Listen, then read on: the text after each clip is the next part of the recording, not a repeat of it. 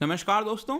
Gulf countries की एक काफी इंपॉर्टेंट समूह है, ग्रुपिंग है। इसको कहा जाता है GCC, that is gulf cooperation council. लेकिन अगर आपको याद हो तो 2017 में जीसीसी के अंदर एक क्राइसिस आया था जिसको गल्फ क्राइसिस कहा जाता है।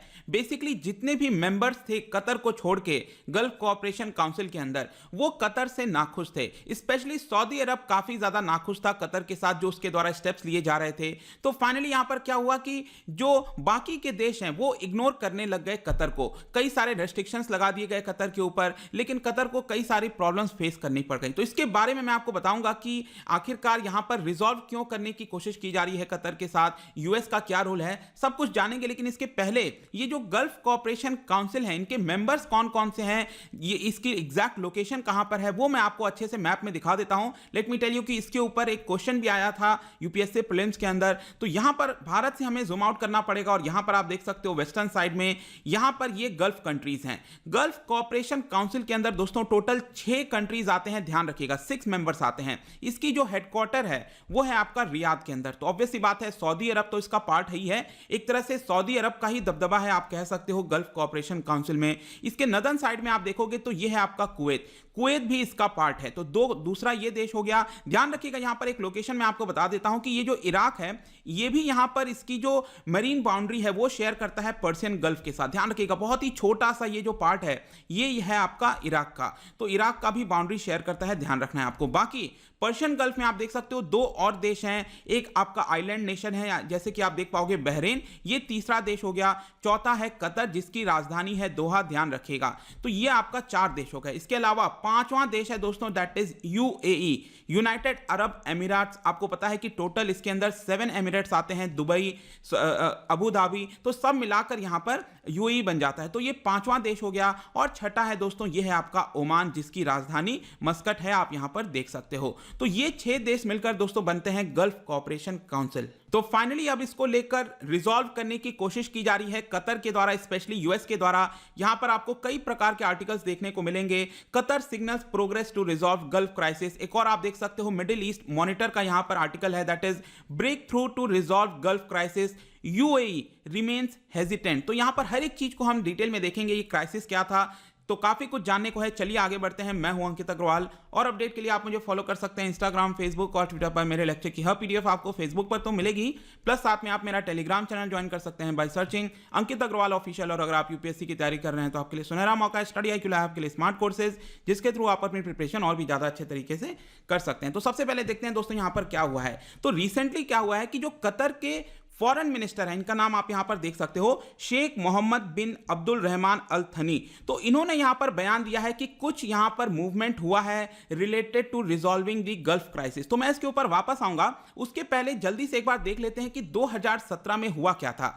तो 2017 में बेसिकली क्या हुआ, ये जो सऊदी अरब है उसने अपने अलाइज के साथ मिलकर दैट इज यूएई के साथ, बहरीन के साथ, इजिप्ट के साथ, इनके साथ मिलकर एक तरह से साइडलाइन कर दिया कतर को 2017 में। और जो भी यहां पर टाइज थे एक तरह से कैंसिल कर दिए कतर के साथ। और यहां पर जो सऊदी अरब का मेन इल्जाम था कतर के ऊपर ये था, सऊदी अरब का कहना था कि जो कतर है वो रेडिकल इस्लामिस्ट मूवमेंट को एक तरह से सपोर्ट करता है, ईरान को सपोर्ट करता है। अब आपको ध्यान रखना होगा जो सऊदी अरब है और यहां पर आपको पता है जो ईरान देश है, उन दोनों के बीच में कभी नहीं बनती है, काफी ज्यादा कड़वाहट देखने को मिलती है दोनों देशों के बीच में। तो यहां पर अगर कतर एक तरह से सपोर्ट करता है ईरान को तो ऑब्वियस सी बात है यहां पर कतर और सऊदी अरब के बीच में प्रॉब्लम्स तो आएंगी ही। तो ये एक मेन दिक्कत था। इसके अलावा यहां पर आपने सुना होगा कि जो अल जजीरा है, जो कतर का यहां पर स्टेट रन मीडिया है बेसिकली, तो यहां पर इल्जाम लगाया गया कि जो अल जजीरा है वो हमेशा गलत खबरें दिखाता है सऊदी अरब के बारे में, बाकी देशों के बारे में। तो इसकी वजह से फाइनली जो सऊदी अरब है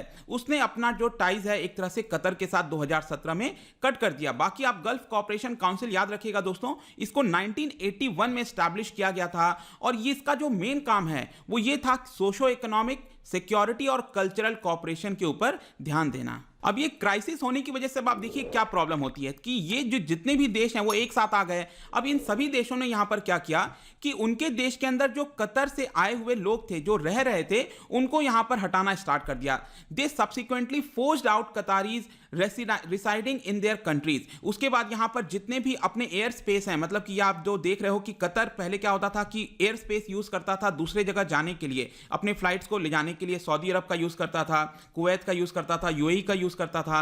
लेकिन सभी इन देशों ने क्या किया कि ये जो आपका एयरक्राफ्ट है वो एक तरह से सील कर दिया, जो एयर स्पेस है उसको सील कर दिया, बॉर्डर सील कर दिए, पोर्ट्स यहां पर सील कर दिए। और इवन यहां पर कई बार देखने को मिला था कि सऊदी अरब के और कतर के जो लोग हैं वो आपस में शादी कर रहे हैं, यूएई और कतर के बीच में यहां पर कई लोगों में मैरिजेस देखने को मिल रही हैं। तो यहां पर जो मिक्स्ड नेशनैलिटी की फैमिलीज थी वो भी एक तरह से सेपरेट हो गई। तो ये काफी बड़ा प्रॉब्लम होने लगा। लेकिन अब क्या हुआ है, what has change?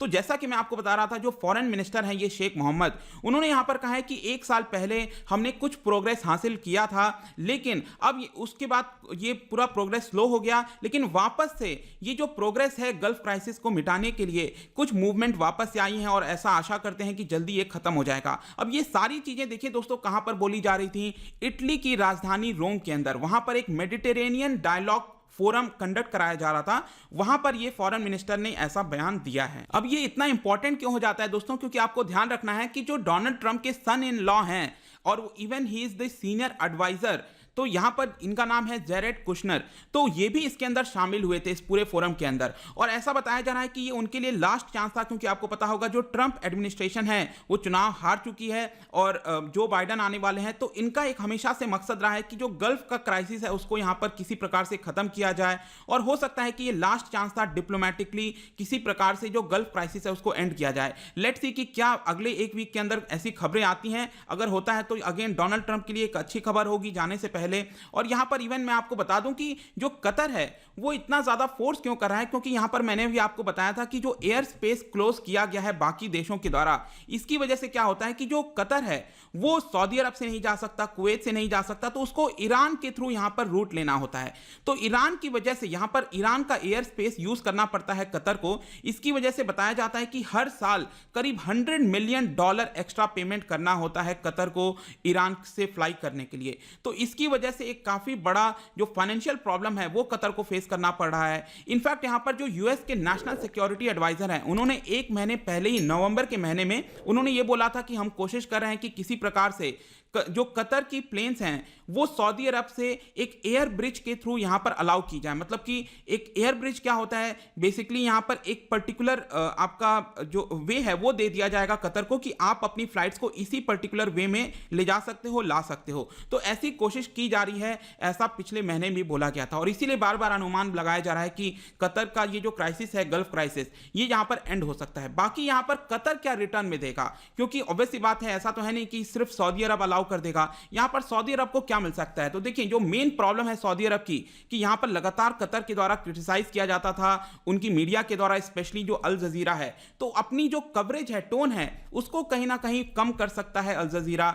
May be ये एक सोल्यूशन हो सकता है। इनफैक्ट इसके अलावा मैं आपको बता दूं कि जब ये 2017 में ये क्राइसिस हुआ था, तो जो बाकी के देश हैं सऊदी अरब और जिन्होंने एक तरह से सैंक्शन लगा दिया, आप कह सकते हो बॉर्डर क्लोज कर दिए कतर के लिए, तो उन्होंने करीब 13 पॉइंट्स की डिमांड की थी। अब आप यहां पर देख सकते हो 2017 में ये 13 पॉइंट कौन कौन से थे जो सऊदी अरब चाहता था कि कतर उसको फॉलो करे। सबसे पहले सऊदी अरब चाहता था कि जो कतर है वो अपना डिप्लोमेटिक टाइज खत्म कर दे ईरान के साथ। इसके अलावा जहां जहां पर भी मिशंस हैं उसको क्लोज कर दे। यहां पर आप सेकंड वाला देख सकते हो कि उसका ये कहना था सऊदी अरब का कि आपका जितना भी टाइज है अलग अलग टेररिस्ट ऑर्गेनाइजेशन के द्वारा उसके साथ मिलकर उसको आप खत्म करिए। इसके अलावा जो अल जजीरा यहां पर न्यूज चैनल है, मीडिया हाउस है, उसको आप बंद कर दीजिए। इसके अलावा और भी कई सारे मीडिया आउटलेट्स हैं जहां पर कतर की फंडिंग जाती है, उसको भी बंद करिए। मतलब आप देख सकते हो कई प्रकार के आपको अलग अलग डिमांड देखने को मिलेंगे। ऑब्वियस सी बात है ये सारे डिमांड्स यहां पर कतर तो फॉलो शायद नहीं करेगा, क्योंकि रिसेंटली भी इस तरह का कॉम्प्रोमाइज देखने को नहीं मिला। कतर ने ऐसा कुछ सिग्नल नहीं किया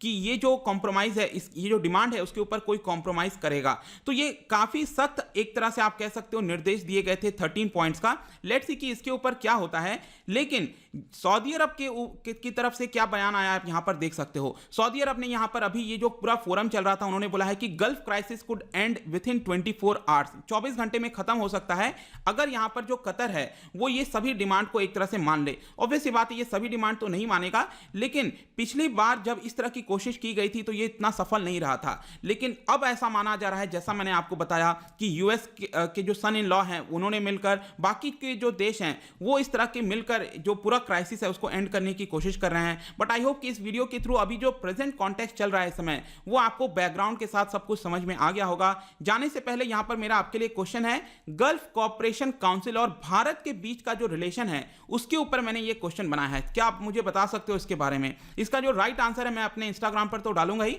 अगर आप इंस्टा पे नहीं हो कोई बात नहीं, टेलीग्राम से ले सकते हैं। मैं कई सारे एमसीक्यूज यहां पर डालता रहता हूं, आप स्टोरीज में जाकर प्ले कर सकते हो। अगर आप मुझसे इकोनॉमी पढ़ना चाहते हैं, कोई भी कोर्स परचेज करना चाहते हैं, स्टडी IQ ऐप पर जा सकते हैं। आई होप कि ये वीडियो आपको पसंद आया होगा। मिलता हूं आपसे next time. Till then, thank you very much, see you soon.